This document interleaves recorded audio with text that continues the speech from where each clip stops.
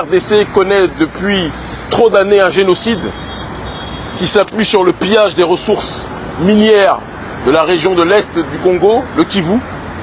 Un génocide qui est perpétré par l'oligarchie, non pas par tout le Rwanda, ce que je me battrai tout le temps pour qu'on évite de faire l'amalgame entre la population rwandaise dans sa globalité et l'oligarchie kagamiste. Ce 3 novembre 2023, lors de son déplacement en République démocratique du Congo, dans le cadre des activités de son ONG, l'Urgence panafricaniste pour la libération de l'Afrique, Kémy Séba a effectué une visite au mausolée Patrice Lumumba accompagné de ses fervents militants œuvrant pour la cause africaine. Au sein de cet hommage rendu aux héros de l'indépendance congolaise, Kémy Séba, demeurant résolument engagé, a exprimé avec fermeté ses préoccupations concernant la situation précaire à l'est du Congo.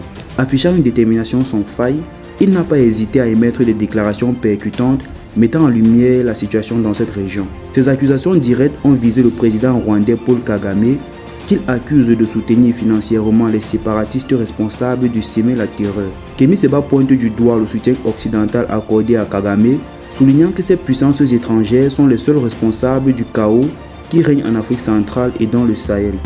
Salutations pleines d'amour à toutes celles et ceux qui se lèvent chaque jour dans des situations précaires, dans des situations difficiles, pour que les familles africaines, pour que les populations africaines puissent vivre, survivre, puis vivre sur des territoires qui regorgent de richesses, mais dont les richesses sont malheureusement aujourd'hui spoliées par l'oligarchie néolibérale et par ses proxys africains dont nous allons parler dans quelques instants. Avant toute chose, je pense qu'il est extrêmement important de préciser que je suis accompagné donc des militants valeureux, de certains militants, il n'y a pas tout le monde, mais de militants valeureux de l'ONG Urgence panafricaniste RDC, d'accord, à qui je passe la paix, mais aussi d'autres mouvements citoyens extrêmement courageux. Ceux qui sont d'autres mouvements, il y a donc Yabiso Culture que vous avez vu ici, il y a Banakama, une organisation afrocentrique qui mène un travail de revalorisation culturelle au sein des populations. Il y a notre frère que vous connaissez déjà mais qui peut se présenter. Palmer Kabeya, d'accord. Filimbi. Filimbi qui est un mouvement citoyen qui lutte pour que la démocratie puisse être véritablement quelque chose de réel. Et c'est une structure avec laquelle l'ONG Urgence panafricaniste a depuis un certain nombre d'années décidé d'avancer, de travailler, tout comme la Lucha et autres. Malgré toutes les diabolisations médiatiques occidentales qui ont dit que Urgence panafricaniste était financée par le Hezbollah, par Wagner, etc. Et je vous dis une chose, c'est un secret de Polichinelle, nous nous allions à tous ceux qui sont opposés à l'hégémonie occidentale et nous n'avons aucun tabou. Nous assumons clairement les choses. De l'autre côté, même si ce n'est plus le cas pour Wagner évidemment, de l'autre côté, Filimbi, il a été dit que des officines occidentales finançaient ce mouvement. Posez-vous la question de savoir pourquoi des mouvements qui seraient censés être financés ou soutenus par des camps opposés sont capables de se parler, d'agir avec fraternité et d'avancer pour l'Afrique. Cela montre que, quels que soient les financements, ce qui compte le plus pour nous, c'est la finalisation du projet qui est l'autodétermination de nos populations. Et si les opérateurs économiques africains prenaient véritablement la responsabilité, plutôt que d'acheter 30 000 4e bureaux, 5e ou 6e bureaux pour toutes les femmes qu'ils avaient, s'ils comprenaient la nécessité de réunir des fonds pour les mouvements citoyens, on ne serait pas obligé d'aller jusqu'au Proche-Orient, on ne serait pas obligé d'aller jusqu'en Russie, eux ne seraient pas obligés d'aller jusque dans certaines capitales d'Occident pour chercher des fonds. Ils se battraient ici pour faire avancer des agendas à la base qui sont nobles. Donc il faut, plutôt que de lancer la pierre à ceux qui essayent de se battre pour leurs idéaux, il faudrait qu'ils soient accompagnés par ceux qui ont les possibilités de faire avancer ces idéaux. Je pense que c'est quelque chose sur lequel chacun devrait réfléchir. Quels sont les autres mouvements qui sont présents ici? Bon, je crois qu'on est envahi par Urgence panafricaniste. Il y a le frère qui est ici. Quel mouvement? Front Banakama. D'accord, donc du même mouvement que le frère. Tu peux nous parler de ce mouvement un petit peu? Oui, c'est un front qui réunit ceux qui militent pour la liberté de notre continent dans tous les secteurs. Tu vois, c'est-à-dire parce qu'il y a d'autres qui sont des camites, panafricanistes, il y a plusieurs tendances. Mais le front consiste à nous rassembler, nous tous, pour des actions sur le terrain, surtout. Et aussi, surtout, si c'est pour réfléchir. Tu vois, on est trop séparés. Tu vois, parce que l'autre devise, c'est désormais ne lutteront plus en ordre dispersé. On est trop séparés, mais c'est essentiel. Même une fois par année, c'est rencontrer comme ça pour parler sur nos affaires. C'est important, surtout pour nous qui militons pour cette lutte. Très bien. On te remercie infiniment. Et donc, je vais pas être très long. On est ici au mausolée de Patrice Emery Lumumba. je ne vais pas vous mentir que j'ai une petite réflexion empreinte d'un peu d'amertume et de tristesse. Je voyage aux quatre coins du monde avec notre ONG, avec le staff dirigeant de l'organisation. Et partout dans le monde, la manière dont les héros nationaux sont honorés, ça dépasse l'entendement. Je vais en Iran et que je vois le mausolée, la tombe de Khomeini, la tombe est en or massif. La manière dont on honore, on a l'impression qu'on est dans des lieux saints. Quand j'arrive ici, je vois le mausolée, que j'arrive en plus et que je vois qu'à l'intérieur, il y a des écharpes, les seules fleurs qui sont là sont des fleurs de Jean-Luc Mélenchon. Je pense que Patrice Emery Lumumba devrait se retourner dans sa tombe. Parce que ce n'est pas cela en priorité auquel Patrice Lumumba aspirait. Il aspirait à la souveraineté africaine, à la solidarité africaine, et il aspirait à tuer le complexe de l'homme noir vis-à-vis de l'homme blanc. Et malheureusement, le complexe est encore une fois présent. Et cela va nous permettre de rentrer un petit peu plus en profondeur par rapport à la situation politique que connaît, à mon sens et à notre sens, la RDC.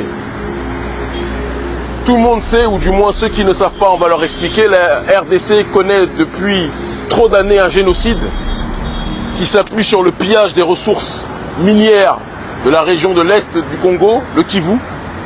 Un génocide qui est perpétré par l'oligarchie, non pas par tout le Rwanda, parce que je me battrai tout le temps pour qu'on évite de faire l'amalgame entre la population rwandaise dans sa globalité et l'oligarchie kagamiste, qui est un courant politique particulier, et pillé à l'aide, excusez-moi, pillé à l'aide aussi de l'élite congolaise corrompue, parce qu'il y a un adage qui dit qu'une civilisation est détruite par l'extérieur que si elle est rongée de l'intérieur. Et ça, je pense qu'on est obligé de le rappeler, sinon personne ne pourra justifier qu'un pays aussi gigantesque comme le Congo puisse être déstabilisé par une minorité, d'accord, qui sont les forces armées par l'oligarchie kagamiste, qui elle-même est armée par d'autres entités. Il y a énormément de points communs entre ce qui se passe au Congo et ce qui se passe au Sahel. En apparence, c'est le Congo ou les États du Sahel sont déstabilisés par des forces terroristes, le M23 ici, et on passe un grand salut aux forces patriotiques congolaises, Wazalendo notamment, qui font un travail courageux, il faut qu'on puisse être capable de le dire, tout comme les volontaires civils du côté du Burkina Faso et les mouvements citoyens de manière générale, panafricanistes, font un travail honorable pour mobiliser les populations contre les forces néocoloniales. Du côté du Sahel, les groupes djihadistes agissent souvent en collaboration, en concubinage incestueux avec les multinationales, de telle sorte que ces groupes djihadistes sont souvent près de toutes les ressources minières qui gisent dans nos sols. De la même façon, comme par hasard, le M23 agit dans une zone où gisent toutes les ressources minières qui bénéficient aux multinationales occidentales. Et donc, il n'y a pas besoin de faire maths sup ou maths spé pour savoir qu'il y a une corrélation entre les multinationales occidentales et les groupes terroristes présents ici ou les groupes terroristes présents au Sahel. Et c'est pour ça que je dis et je répète constamment, depuis que nous sommes arrivés ici, que la population congolaise, j'ai vu certains frères qui nous ont dit ici, tu sais, notre combat, c'est pas contre le colon, c'est contre le Rwanda. Non, non, non. C'est contre le colonialisme aussi ici, qui agit en utilisant des proxys africains, comme au Sahel, ils agissent en utilisant des proxys qui font partie, bon gré mal gré, du continent africain, c'est une réalité. Et donc il ne faut pas qu'on oublie que dans la structuration du colonialisme, il y a les ennemis visibles, il y a les marionnettes et il y a les marionnettistes. Et il est important que l'on s'attaque aux marionnettistes aussi, tout en continuant de s'attaquer aux marionnettes. Le combat que mène la population congolaise contre l'envahisseur n'est pas contre l'envahisseur rwandais, c'est contre l'envahisseur occidental avec sa marionnette kagamiste que nous connaissons au Kivu et que nous combattons. Beaucoup de gens sont séduits par Kagame.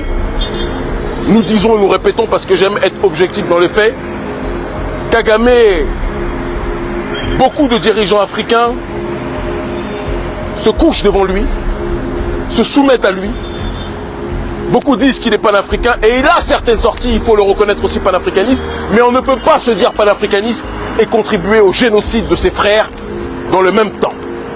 De la même façon qu'on ne peut pas se dire souverainiste congolais et pointer du doigt l'autre sans être capable de parler de la corruption qui existe au sein de l'élite congolaise qui permet qu'il y ait aujourd'hui le pillage des ressources. C'est un schéma global et seul le panafricanisme pourra permettre de vaincre cela. Ne nous trompons pas d'adversaire. Notre adversaire n'est pas le Rwandais. Notre adversaire, c'est l'impérialisme occidental et ses marionnettes kagamistes. Si on comprend cela, nous irons loin. Et je dis et je le répète, le Congo n'est pas seul. Tant que Urgence panafricaniste et les structures sœurs que nous avons citées tout à l'heure seront là, le Congo ne sera jamais seul. L'Afrique libre ou la mort, nous vaincrons. En l'honneur de Patrice Emery Lumumba, il y a un proverbe qui dit « La meilleure façon d'honorer les morts, c'est de protéger et de libérer les vivants ». Nous combattons pour protéger et libérer les vivants. Et même tous les corrompus qui travaillent pieds et mains liés avec l'Occident, qui stressent depuis que nous sommes venus, il faut qu'ils sachent qu'eux-mêmes, ces colonisés mentaux, nous les libérerons. Que la paix soit sur eux aussi. Merci infiniment.